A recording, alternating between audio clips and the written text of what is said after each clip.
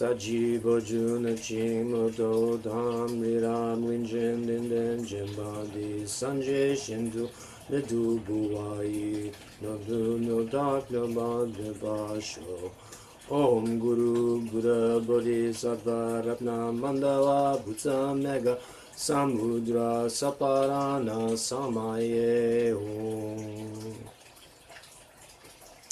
So, good evening, everyone. Welcome. Good to see you. You're having a good week. Tonight, rather than going back to the Lotus Sutra, it's the 30th day of the second lunar month. So the 30th day to the first day of the lunar months in the Tibetan Buddhist calendar. So in the Tibetan Buddhist calendar, there are special practice days. And so many of the deities and very famous gurus have practice days throughout the month. The very end of the month, the beginning of the new month, is the practice day for Shakyamuni Buddha, the historical Buddha. So I thought tonight, we've done this before, that we could do some practice related to the historical Buddha. That's good for all of us. I wanted to make a few remarks before we start.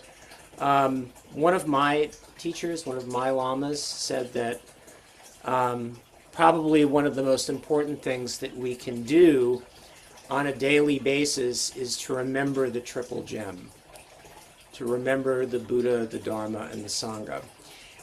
I think that there's some good wisdom in that, because if we remember, and I think by remember we kind of like center it, right? If we center those three things, the three sources of refuge, our focus becomes our spiritual progression, becomes our focus in life is to see things through the aspect of spiritual progression, and it helps us surmount the issues that we have in our life, right? We know that, and we call them sources of refuge. I kind of like also calling them the sources of reliance, that we rely on the Buddha, we rely on the Dharma, and we rely on the Sangha. And we know that if we rely on samsaric things to fix stuff for us, like external stuff, that we rely on that, it's ultimately, if we can see, that it's unsatisfactory. The Buddha was a man, just like any guy, right? Although he was born into privilege, and he renounced that and lived with the poorest of the poor. And he was just like any other person, but he achieved spiritual emancipation in this life. So we can rely on the fact that he achieved liberation. So we know that we can do it ourselves. So, and not only that, he left instructions. He left us the Dharma, and he trained disciples. So that we have access to all of that to rely on.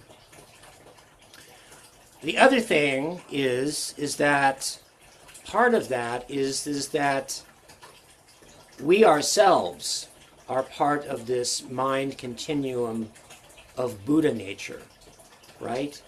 So even, like looking outside of ourselves at the historical Buddha and, like what he had to teach, we still have this inner thread, this inner connection to the Buddha nature of ourselves and all sentient beings, that we are all Buddha now. Even though we have difficulty in seeing it, we can rely on the fact that it's not something that we have to get. It's something that we already have. We are already enlightened beings. So to know that and rely on that is, I think, very important. Secondly, the Dharma. The Buddha left innumerable Dharma teachings. We say 84,000. There's probably more Dharma teachings, all in various languages, words, and ways that all sentient beings can understand them. Different teachings meant for people of different abilities, people, sentient beings at different stages of their spiritual development. So, and that's what we were talking about last time when we were talking about skillful means. The Dharma is this expression of skillful means.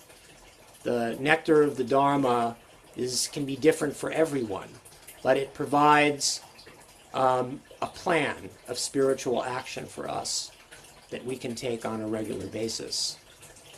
And, of course, thirdly, the Sangha, which is, there's the ordained Sangha, but we also have our Sangha, which is our spiritual friends, our Dharma brothers and sisters, that we also can rely on. We can rely on their practice and just knowing that they're trudging the same road that we are. And I think just remembering that and, like I said, kind of centering it holds us in good stead. So now what I think we're going to do is we're going to just read through the 12 deeds of the Buddha, Shakyamuni, and then recite the Sutra of Remembering the 3 gems.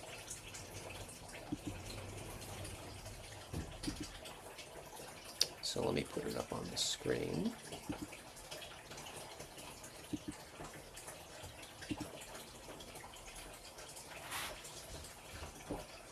Can we all see?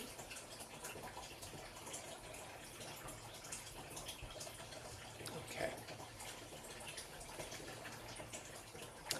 Homage to the Buddha Shakyamuni. You I shall praise, who first awakened the mind of enlightenment, then completed the accumulations of merit and wisdom, and now, in this age, through the vast array of your actions, have become the Lord and protector of living beings. Homage to you, who, having taught the gods, knew the time had come to tame the human world, and descending from the god realm like a great elephant, foresaw the family of your birth and entered into the womb of Maya Devi. Homage to you, Prince of the Shakyas,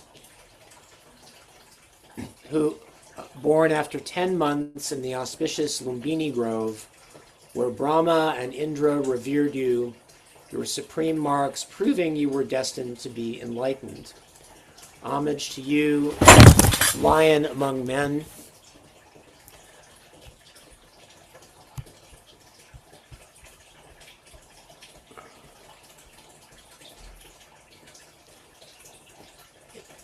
in all your youthful vigor, displaying your prowess in the games at Angamagata, where you triumphed over the proud contestants, so that not one could stand as your rival. Homage to you, who, to comply with worldly convention and avoid all misdeeds, took on a queen and courtiers, and by acting with such skillful means, so you ruled a kingdom. Homage to you, who saw that samsara is wholly futile, renounced the life of the householder, and traveling through the sky, ordained yourself before the Vishuddha Stupa.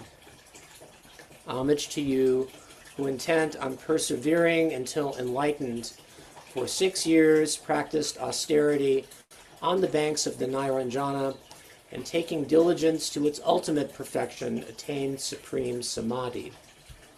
Homage to you, who, seeking to make meaningful all of your efforts throughout beginningless time, sat unmoving in the Vajra position beneath the Bodhi tree in Magadha, and awakened into true Buddhahood, attaining perfect enlightenment. Homage to you, who in your compassion gazed at once upon living beings, Then turn the wheel of Dharma in the sacred places like Varanasi and establish disciples in the three vehicles. Homage to you who destroyed all evil-minded opponents by defeating the 6 teachers of the Tritakas, Devadatta, and the rest, as well as the Maras in Varanasi. You were the mighty sage, victorious in spiritual battle. Homage to you who performed great miracles at Shravasti, unmatched in their splendor in all the 3 realms, and through the offerings made by God's humans and other beings, caused the teachings to prosper and increase. Homage to you who, to spur the lazy on in the Dharma, left your body though immortal and like a Vajra, and passed into parinirvana in the pure abode of Kushinagara. Homage to you who, to show that you had in fact not perished, and so the beings of the future could gain merit, emanated a wealth of relics, and caused your physical remains to be divided into 8 portions. Through the merit of briefly praising in this way the great acts of the Lord who is the master of the teachings, may the actions of all living beings become equal to those of the Sugata himself. And now let's recite the Sutra of Recalling the 3 Jewels.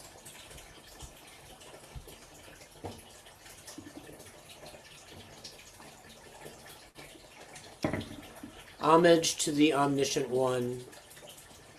Thus the Buddha, the transcendent, accomplished conqueror, the Tathagata who has attained suchness, the Arhat who has conquered all foes, is a perfectly and completely enlightened Buddha, endowed with insight and worthy of reverence.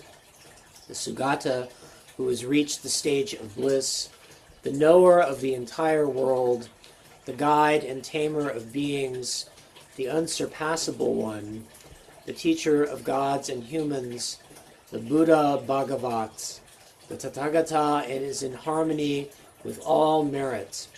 He does not waste the sources of virtue. He is fully adorned with patience. He is the foundation of the treasures of merit. He is ornamented with the excellent minor marks. He is the full blossoming of the major marks. His activity is timely and fitting. Seeing him, there is nothing displeasing. He brings true joy to those who have faith. His insight overwhelms all in its splendor. His powers are invincible. He is the teacher of all sentient beings. He is the father of all bodhisattvas.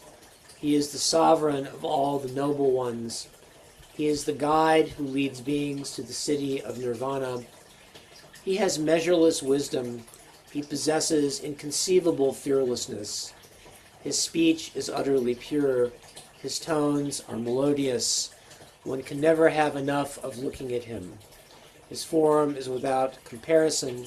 He is unsullied by the realm of desire. He is quite unsullied by the realm of form. He is not caught up in the formless realm.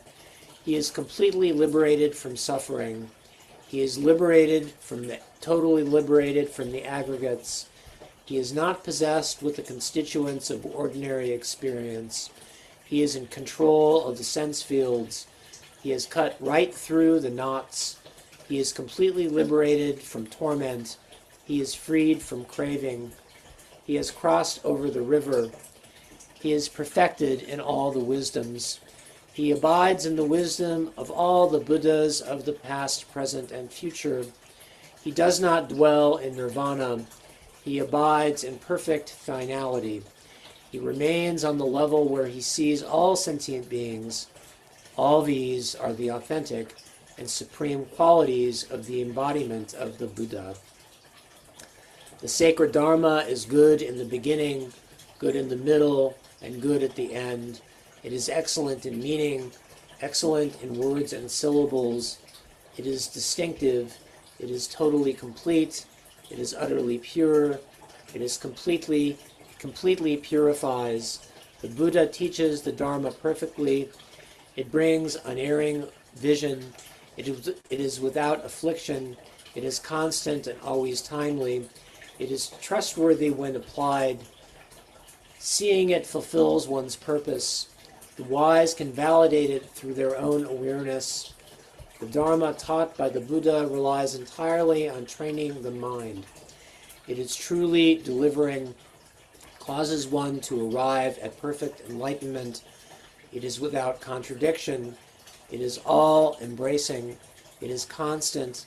It is the cessation of all uncertainty. As for the Sangha of the great vehicle, they enter thoroughly, they enter with awareness, they enter straightforwardly, they enter harmoniously, they are worthy of veneration with palms joined together, they are worthy of receiving prostrations, they are a glorious field of merit. Offering to them brings great purification. They are an object of generosity. They are in every way the greatest object of generosity.